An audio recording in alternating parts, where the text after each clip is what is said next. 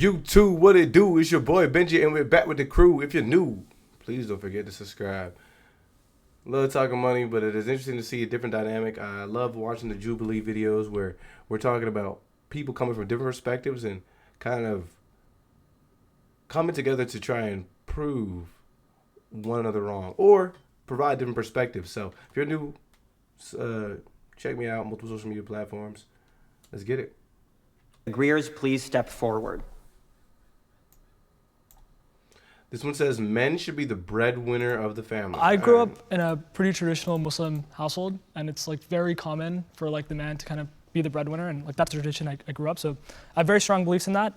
I do think that there are abstractions, like there are times where women are the breadwinners and vice versa, but I don't think that for me, like the way that I've grown up, the way that my family's grown up for many years, many generations, it's been a tradition that like the man is very responsible for taking care of his family and the financials of kind of this unit. And I don't plan on changing that, so it's something I just believe in. But that doesn't mean there's room for abstractions. People can switch it up, but yeah, that's what I believe. Can the disagreeers please step forward? So he's the one guy up there.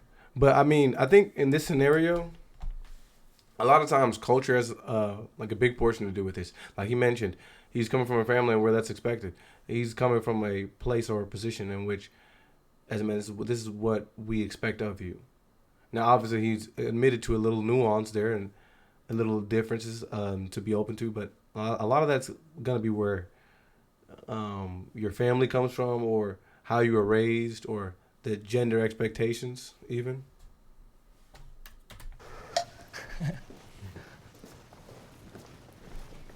The reason why I disagreed is because I think you should just do whatever works for your relationship. Yeah. In my relationship personally, yes, I'm the one who does the providing and the protecting, and that works great for us. But that doesn't mean it works well for everybody else. And yeah, sure. I mean, if you're dating a boss lady who works in tech and she makes like 500 grand a year, like you don't need to stretch yourself out. If you're like, you work in a factory making 36K. I agree with you 100%. I think you should do whatever works best for your relationship. But I notice now in modern dating, a lot of women have this expectation on, oh, the man should be doing this, and that. And I don't necessarily like that because these expectations put you in a weird position, especially if you feel like you're not really receiving much in return. In my current relationship, I was so upfront with my partner. I said, I'm going to be a teacher. I'm not going to be able to be the sole provider. I want to be a high school teacher, maybe a college teacher. That's my passion. That's what I want to do. That's how I want to give back to the world. And she said, I love that about you. That's one of my favorite things about you. And we're going to make that work. I'm going to work. She's going to work. And we got to get through it somehow. It's really hard to survive in this capitalist society right now with having just one provider. I mean, and I think that is kind of like fair. I think that's a good point to bring up is that, I mean, a lot of people are omitting the things at the end of the day make them happy simply because they're just trying to adhere to trying to be a provider or trying to be someone who's paying the bills. And I think that's true for multiple people across genders, even across the sexes. I mean, maybe women are chasing certain things that they want to do and maybe they're going to have to give that up because they have to pay bills. You have to live. And I think the same is true with a lot of men. He said at the end of the day, here's what I aspire to do, and I want to teach and be able to maybe have an impact on the next generation of people, and unfortunately that doesn't pay me well. I think everyone on this side of the room probably can if you're the rich man, but a lot of us, we need two incomes. It's just not possible for the man to be the sole provider, breadwinner. The reason that I put the expectation on myself is because like I also expect other expectations of my wife, right? Like I'm not going to marry a woman that's not going to be able to take care of my children, right? Like I think that's one expectation that I have. And once again, that's something that everybody should have. This is not an arbitrary thing where it's like it has to be this way or that way. It's just what I believe. I think we all have our expectations in relationships, and as long as we communicate those with a partner and are super upfront with that, there's no problem. I only disagree with the characterization of the premise that men should be the breadwinner, as if we should be conforming to traditional gender roles in this society. I think there's a term that I learned maybe last year is financial compatibility, and I think that's one thing that is really important in a relationship, because if you're making a lot of money and your partner isn't really, and because I personally think that a relationship, both people should work, both people should be just contributing, but if someone's making a lot more than the other one, then it will always feel just incompatible, because it'll always cause the other person to feel, oh, like I'm paying more, I'm contributing more, I'm working more. I think there's a bit of nuance there. I'm in a polyamorous relationship where I make significantly more than my partners. One of them is RBT, so they work minimum wage, working for schools, working grueling hours with kids with disabilities, and so it's a very hard life for them. And we've been together for over 3 years now, and there's never been a sense of me putting myself and my income above them, or using that as a, hey, I'm going. Y'all, what do y'all think? In some sense, is he he can say what he wants to say, but I think, like, we always talk about, like, and unfortunately it's a red pill talking point, but a lot of guys that are able to kind of jump into a lot of these polyamorous relationships is because they, at the end of the day, are still expected to be the breadwinner. So simply because you are making money, that might have been the one thing that allows you to open the doors into that relationship. Obviously, we don't know much about it, but going to lead the household, and I'm going to make the decisions on my own because I'm the primary one bringing in the significant, revenue into the household. It definitely comes down to the relationship itself because they knew me when I was working for minimum wage jobs. And so because of that, just because I'm in a place now, tomorrow I could have nothing. I know that the love would still be there and a relationship would still be strong. So while there can be definitely situations where an income, inequality would impact a relationship, I think it speaks more so to the depth and the strength of the relationship itself rather than the inequality being the main driver for any sort of issues in that relationship. Have you never felt that it's just kind of unfair that you're putting so much in and the other, like, I'm just genuinely. Yeah, no, not at all. Because I've been in relationships where I was the one who was working at Chick-fil-A making like $9.25 an hour, and I was like, my girlfriend had like a $60,000 job in DC, and I was like, oh my God, like, thank you so much for like taking me out to dinner or something. And so that mentality of that reciprocity of like, if I'm going to be there for you emotionally, you're helping me with my finances, we're in this together as a partnership. That's what's really carried those relationships through. And I've never, again, I know that everything could disappear tomorrow. So there's no feeling of, well, I'm doing all this, why are you not putting in as much effort? Like, they're working super hard. And so just because they didn't have the same connections or opportunities that I had means nothing to the fact that they're like worth less or something to me. I feel that. And that's what I was going to say. I think that in some sense that a lot of people might feel as if if there was like a hierarchy, I'm above you because I make more money than you. And even the guys that are, rich, they didn't come forward because I think in some sense there's a dynamic in where you can be making a lot of money yet have a lifestyle that yields a lot of bills, a lot of money coming out. So even in those scenarios, you see, a lot of celebrities, and I hate to put it like that, but a lot of these people are in the entertainment world. A lot of people in the entertainment world have access to funds. A lot of these people end up with people who are in a similar field, understand their lifestyle, because maybe you're end up putting in grueling hours. Maybe you own a business, you own a company, and you're having to devote a lot of time to your business. Somebody who's maybe not working may not understand that. Somebody who's working a different job may not understand that. And maybe you have a partner who's, like you said, their lifestyle, they're always indulging themselves with material items, and they like to do things in inconvenience. And by that, maybe I'll go buy this car because at the end of the day, it's more convenient for me. Maybe I'll go get me an Uber or a valet, or maybe I'll DoorDash all the time. A lot of that stuff adds up. I'll go send a person to go cook for me. I'll go send a person to go pick up my clothes. A lot of that stuff that may be regular for somebody who has maybe access to extra resources, that may be something that could cause a little bit of differences between the two partners. To piggyback off that too, for me in my relationships, I've always made more, and it didn't really tend to bother me. I think people are driven by passion, and not all careers pay the same. But if the person I'm with is really passionate about what they're doing, I admire that. That speaks a lot to me because ever since I was a kid, I always wanted to be like so rich and successful to where like my wife didn't have to work if she didn't want to. My kids could do whatever the hell they wanted to do. And so I kind of did that with my ex when I was thriving. Like, we didn't have kids. I got an episode for that, Jubilee. You know what I mean, right? But not, we didn't have kids, but it was just the fact that my ex didn't have to work, and I helped put her in that position. So that made me feel good. I think a lot of people in relationships, there's an ego thing with it. So like if the man ain't making enough money, he feels less than a man, and then he treats his girl a different way, and then that creates problems. Or his girl don't respect him or treats him a different way, and then that creates problems. I think as long as you're doing what works for your relationship, like old boy said right here, right? I think that's what matters most. It's a cultural issue. It's also like an antiquated approach, right? Like, what is the term, trad wife or something? Traditional. Yeah, like. Well, traditional. Yeah. Which I don't even care for. Like, I don't, like, bro, like, in all I've been in 5 different committed relationships, but my whole thing is, I don't expect my girl to cook for me. I don't expect her to clean for me. I don't expect you to do nothing for me except be yourself. And as long as like we good, we good. No, I think what you're touching on is that, and what you've touched on as well, is there's all these different ways that relationships can work. And I think they can work in every way. I want a different relationship than what you want, but both can absolutely work. And there are pitfalls for both too. And you just have to avoid those pitfalls, of course, yeah. I'm married, I have 2 kids, and I would say have more of a traditional relationship, and I love it, and it's wonderful, and I wouldn't trade it for anything. But I know that what works for me doesn't necessarily work for everybody in this room. I don't know about you guys too, but like, so in relationships I've been in, I have made more than my partner, but if they did make more than me, I would be stoked. Yeah. That sounds incredible. Right, like who would get mad about that? I will put on the maid dress and I will mop the floor dude, yeah. I'll be the coolest house husband ever. Yeah, it is an ego. Walking home with a little glass of wine, I'll be saying like, can I get you anything, honey? Like, would you like to take your shoes off, give you a little massage, whatever you need. I kind of love sports. I think the fact that they're even making these statements kind of are appealing to the fact that is gender expectation. Spoiling my wife and my kids. I mean, partly because I grew up, I mean, my mom was making $10 an hour raising 3 kids. So the fact that now I'm in a position where I can, you know, spoil the people that I'm with, I kind of love doing that. I know I'm not going to be able to spoil her with like 1 million diamond rings and stuff like that, but I can spoil her in other ways. I can make dinner for us. I can plan things for us. There's balance, so someone could be supporting financially, but someone else is supporting emotionally. And I think as long as you're aware of that balance, that could be like a secret to a healthy relationship. But if that balance kind of fades out in the dark, then that's when, you know. Yeah, in my tradition, we have a very strong belief that like marriage is like a fortress. It's like as you're one pillar of it, your wife is another. And in America, we have this conception of like love marriages. You marry people you love. In Islam, we have a much more like deeper sense of that, in the sense of like it's not just love, it's family ties. Like your family and their family are now one unit. Families are getting married. And so you have like each other. multiple pillars, and then you have like if you're religious, right? You have like this ethical and moral compass that aligns with the other, and that's another compass. And then like can you benefit each other in knowledge as well? So there's many other pillars. So if one breaks, there's another to stand on. Becoming rich is easier now than it ever has been. I grew up pretty much at the poverty line, so the opportunities that my mom had were so limited to compared to what the opportunities that I have today. And you know, I was able to, I mean, frankly, make millions and millions of dollars in my 20s because of all the opportunities that we have here in the West and in America, and especially in modern times, where if you just zoom out, a lot of those opportunities weren't available.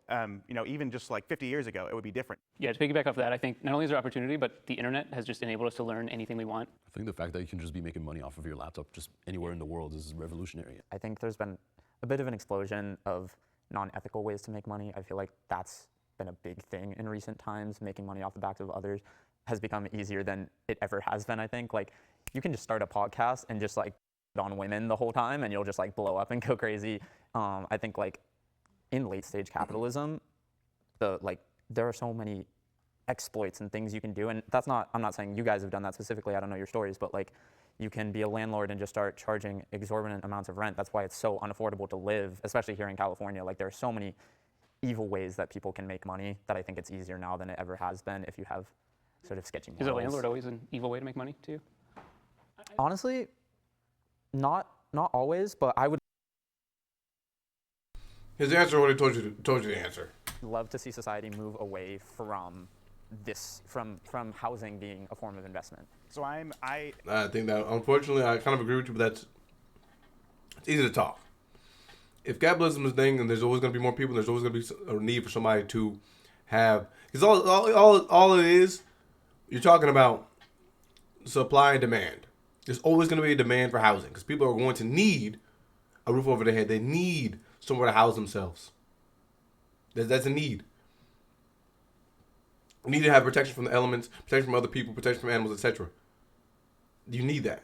So, unfortunately, it's going to be a way that people will always have to make money. It's going to be a thing. As long as there's always a consumer, there's always going to be a way for people to make money doing it, because there's always going to be a demand for it. And there has to be a way that it makes sense in the society that is requiring money.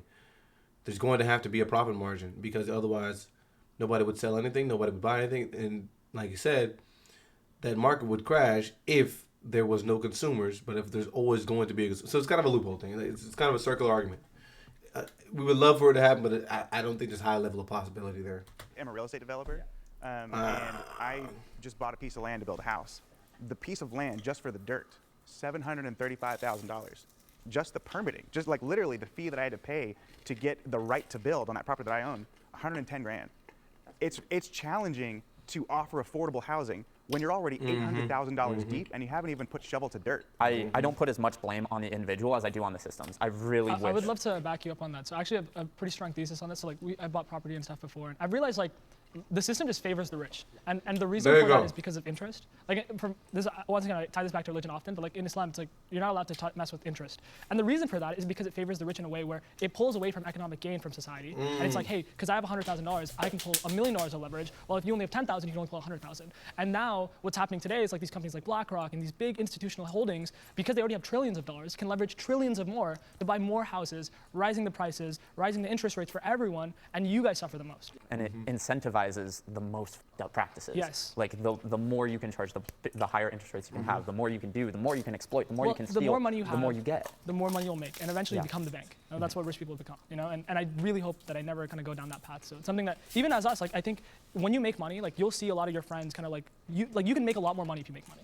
And like you have to really control yourself. That's why I also believe that making a lot of money is actually a curse in a way too. Like there are pros, yes, you can have a lot of nice things, but you also have a lot more options to do bad things. And they might not be clearly bad things, like taking a loan on something bigger, or like they're not inherently bad, but it's like they can hurt someone on the back end, and I just don't believe in that.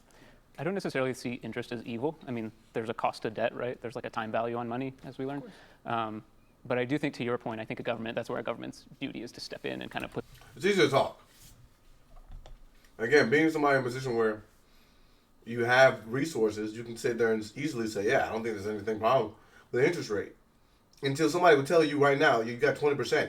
Why do you have 20%? Because you weren't, I mean, we can get all the way into the way society throws certain people down the hill, you know what I mean? And they had to start not even from the bottom, but, you know, from a deficit, simply because of maybe systemic reasons or whatever the case may be, lack of opportunity to education, lack of accessibility to resources. So a lot of people don't even understand the differences of, or how to even establish credit. Why would you establish credit? Because you, at the end of the day, don't have the income, or you would like to leverage that income. At the end of the day, most people don't have enough income to buy everything they want to buy cash. People are going to need a house. People are going to need a car. Most people do not have enough money tucked away in order to do so. And to be able to still pay bills that they have to pay on a day-to-day. Most people don't. So it's easy to talk, but when you're the person who hasn't had the opportunity to be educated on interest rates and credit and the importance of paying things off and how to kind of pay things off early and how to kind of cheat the system, a lot of people don't understand that. So it's easy to talk until you get hit with 20% interest, 30% interest. And you don't have the means to pay that off. So you have to eat that interest money.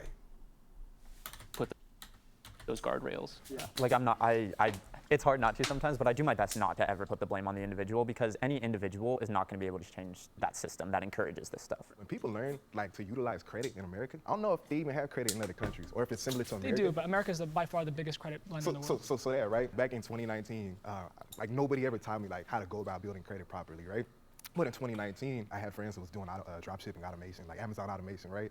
So I had a friend, they was all running stores. So she was charging $8,000 to get into this thing, but I didn't have $8,000 at the time. So I started researching credit. I asked questions from all my little rich friends on Facebook. I went on YouTube. I did research. I went a different route. I got 3 unsecured credit cards for $1,500. I learned about authorized users. But then I think it was within 3 or 6 months, I was able to get $32,000. And then like a year and a half later, I got over $100,000.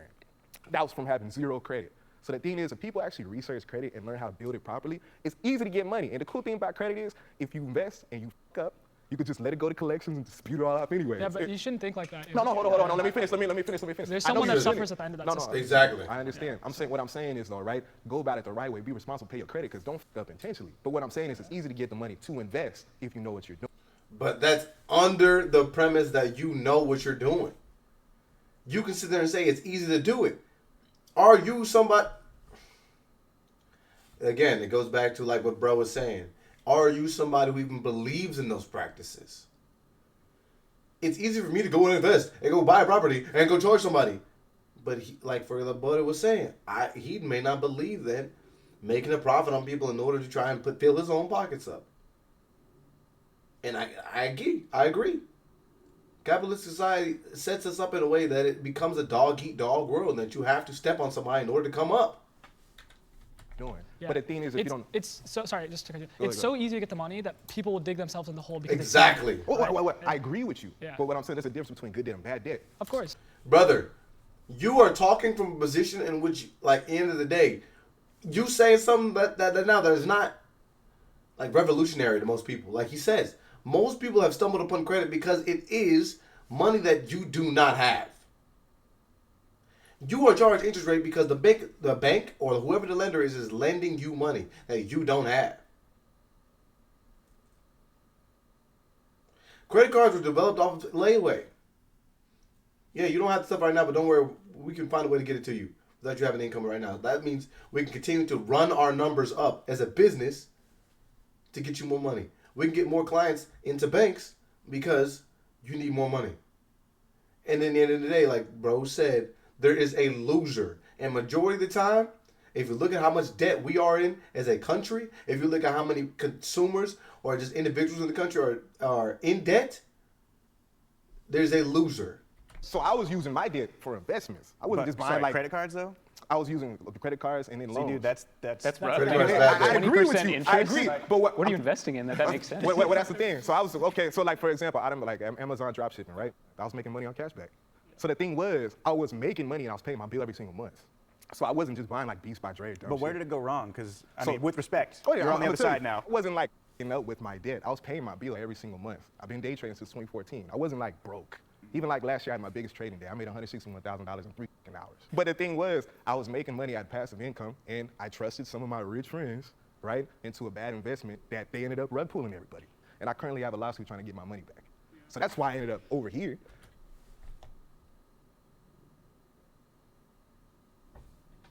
Be leery of who you listen to.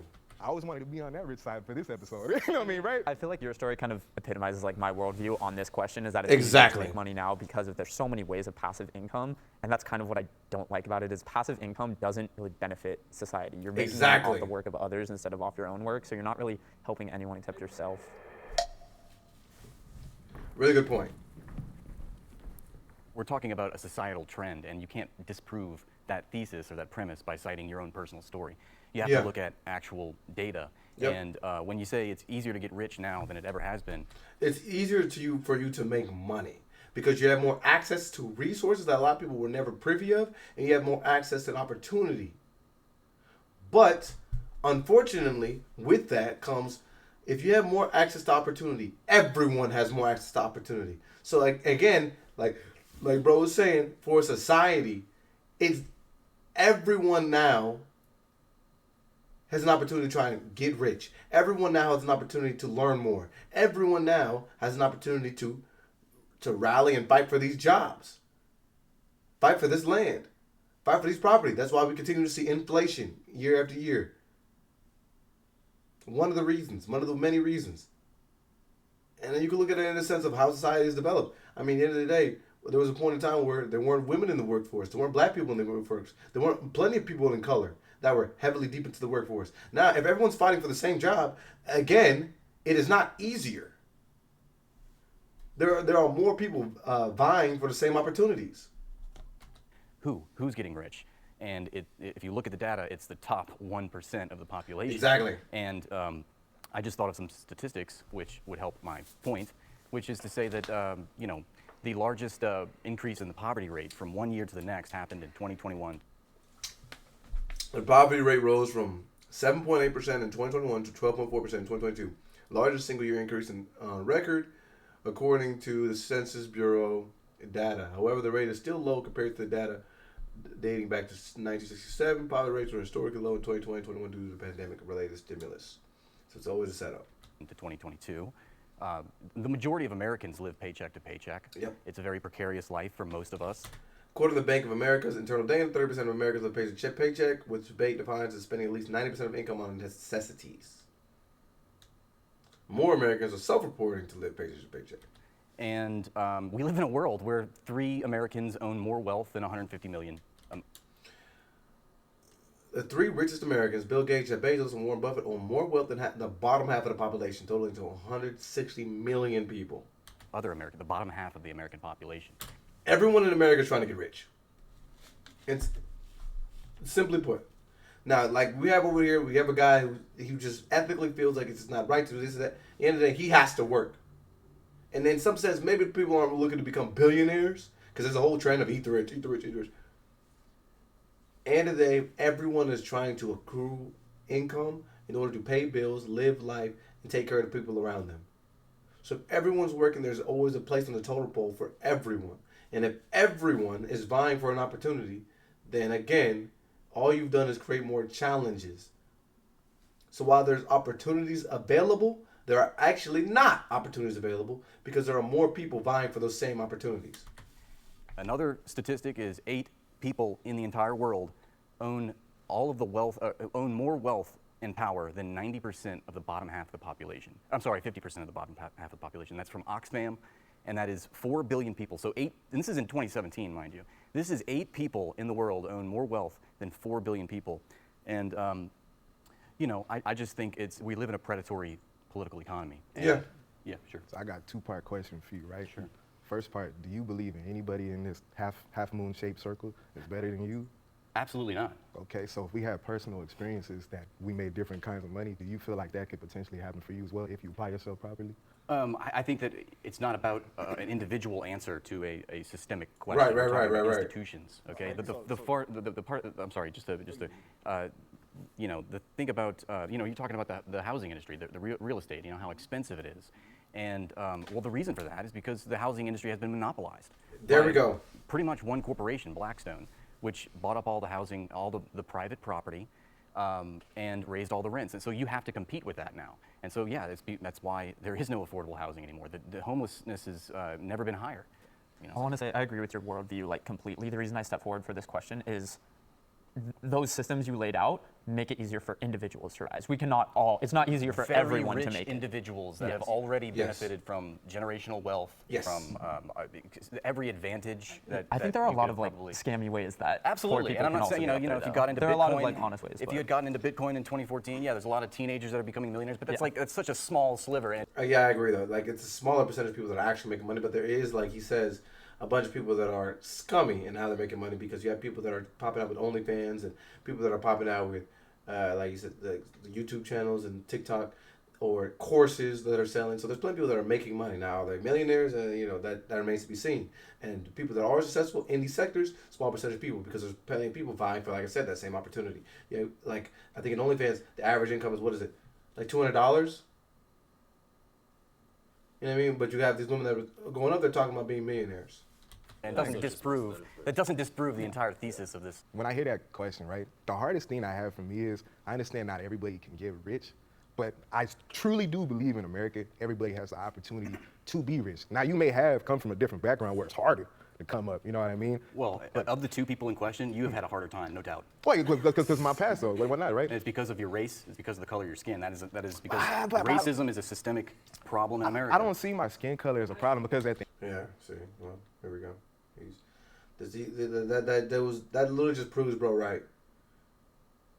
All you're seeing is your own perspective on life, and that right there is what's driving your worldview. At the end of the day, though, I still educated myself, I applied myself, and yes, I can. Yes, you did.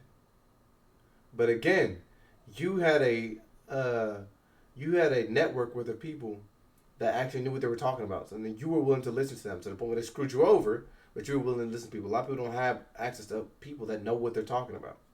Came up before I got scammed last year, you know what I mean? So as a black person who's at a disadvantage, and let's just say it really is a disadvantage, that never held me back from doing all the shit. I'm not saying that you don't have your own personal. Yes, like he's saying, your personal experience can't necessarily be something that be tied to everybody.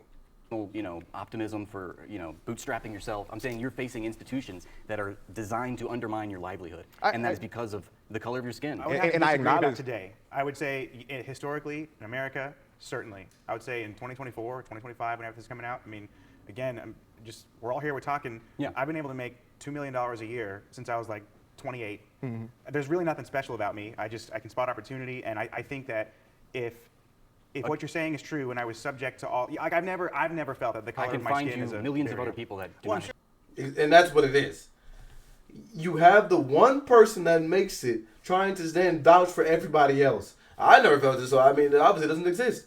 Well, again, in some sense, there was something special about you because you were making $2 million a year. If everybody can make $2 million a year, everybody would just make $2 million a year and everybody would be all right. But obviously, there was something special about you. There was a certain route or path or something that clicked in your head that was different than the people around you, regardless of skin color. Sure, I'm sure, but and that's the point of the thesis. But it's all about belief at the end of the day. Go and ahead. also, remember the prompt was, it's conditions. easier today to get rich than it ever has been. There was a point where someone who looked like me wasn't even allowed to buy a house. Yeah. That's not true today. So for me, getting out of that circumstances, building wealth, same thing, even women weren't allowed to have a bank account in their own name until the 70s in some states. And that's what I was alluding to, is that there's certain conditions and opportunities available to everybody, but now that, again, everybody is open or privy at least to these conditions or opportunities, you've opened the floodgates to competition. That now they can, right? And I think it's easier today. I guess what is your kind of dream state then? Like if it's not today, what period in history is I the believe easiest? that we live in a class-based society. There are workers and there are owners, and we are defined by what we do for a living. And if you work for a living, you're in the working class. And if you accrue capital and passive income, like you all were saying, by the hard work of others, then you are a capitalist. If you own the means of production by which workers work those means of production, you are exploiting them. That's the only way you can do it. That's the only way that billionaires are allowed to propagate their wealth. Let me ask you this: would you consider anyone with a 401k exploiting people? No. Because they hold stocks that are ownership of a business. Yeah, that's also an instrument of class war. The 401k is an instrument of class war. Yeah, that's the idea that I mean, look at what BlackRock does. I mean, they're gutting workers' pensions. They're gutting your retirement funds. It's not the people that have the 401k. It's the people that are doling out these 401k plans. They are the ones that are taking away from the workers. So the reason why I disagreed with the prompt was primarily based on something outside of finances, which was time. And so a lot of things that I've heard is, everyone has access to a laptop, everyone has access to a phone. It's easier than ever with online sources like drop shipping or crypto or things to get rich in today's society. But with the shrinking middle class, more and more people working paycheck to paycheck, not as many people have the time in the day to utilize those resources or even learn how to use them. For example, like I grew up with a military background. Like my parents were both military. I grew up working for like Chick-fil-A and as a paintball referee. So I was working a lot of minimum wage jobs. But my parents, who were upper middle class, gave me the opportunity to learn how to use a computer in my downtime or take a couple months off from working to be able to learn how to do social media, which is what I do now. And now I have the opportunity to make millions. And so it'd be easier for me to sit here and say, wow, it's easier than ever to make money in today's society. But if you even look outside of America as a country and at the global economy as a whole, there are so many millions and millions and millions of people who are sitting here going, what do you mean it's easier than ever to make money? I'm watching the upper 1% get richer and richer, and I'm still here struggling to pay rent and make food every day. And so that's why I was like, I don't think it's easier. Like, sure, there are opportunities and a lot of more people have the opportunity, but overall, like, there's a lot of inequality there that makes it more difficult than ever. The largest transfer of wealth ever in human history has occurred in the past 40 years. $50 trillion has been basically robbed from the working class, the bottom 90% of Americans, to the top 1%. And that's another example of the disparity, the inequality, the economic Whose fault do you think that is? It's the fault of the people that are in charge, obviously, the people that control the economy and subsequently control the government. It's the capitalists, it's the 1%. That is that is their function in society, to be parasites upon the majority of the population. I mean, there's a point that he's making that, at the end of the day, bro, you having access to capital puts you above everybody else. That puts you that much closer to, sitting at the front office in terms of who's writing these policies, you being connected to politicians, and at the end of the day, generating laws and conditions that only benefit you while keeping the people under you servitude to you. There's one thing I have to just disagree on. Sure. Okay. As far as wealth inequality goes, there's no question. Today, it's more exacerbated than any other time. Yes. There's people that have hundreds of billions of dollars, and there's people that have nothing. Right. So that is absolutely true. Yeah. I think when I sort of zoom out and I look at the history of the world and the fact that we all have electricity and running water and like heat in our house, if we're lucky enough to have that, I just think I can't look at a time in history where there was a better time to be alive. I mean, yeah, the times are hard now for sure, and I don't want to sound condescending as someone on this side of it saying that life is easy, because I know that life can be hard and it was difficult for me growing up. But there was a time in history where you get your hand chopped off for stealing an onion. like that doesn't happen anymore. At least not in America. I think both can be true. I think the base standard of living can be higher than it ever has been, while also it being harder than ever to escape from the place that you were born into and the kind of economy that you are a part of. I don't think it's you have to pick either or. I think it's easy to be poor and it's easy to be rich. It's kind of like this. That's what I agree That's with, like the thought. 100%. And sorry, If it was easy to be rich, then everybody would be rich. Exactly. If everybody could be a billionaire, then there would be no billionaires. If it's easy to get a six-pack, which it is, it's just consistency. Why doesn't everyone have a six-pack? I don't have a six-pack. Here's the thing too, his analogy is about a six-pack is there are people who genetically do not have the ability to have a six-pack, and that's how I see it. There are people who just do not have the opportunity, do not have the resources to just be able to just make money. I think not everyone statistically can become successful. You have to believe it though. If you're ever gonna become successful, you have to believe it. But not everyone's gonna even the six-pack analogy, right? You have to actually believe that you can get a six-pack, even though you can't. I think that's the part that I really agree with, which is why I stepped forward. I feel incredibly lucky to be in the West, to be specifically in America, to be in modern times. We have so much opportunity in America. I'm not saying that it's not complicated or challenging or that times aren't tough. I'm just lucky to be here, and that this is. Again, just zoom out in the West, in America, it's such an incredible time to be alive. This is such a fallacy because, yes, of course, the United States is the greatest, most wealthy country in the world because we've robbed the entire world. I'm not disputing that at all. Yeah, no, and I'm saying you're not. I'm just saying you're accurately saying we have the best opportunity in the world, and I'm just saying those are ill-gotten gains. There's no such thing as an... Hey, that was a good convo, man. Check out full video link in the description.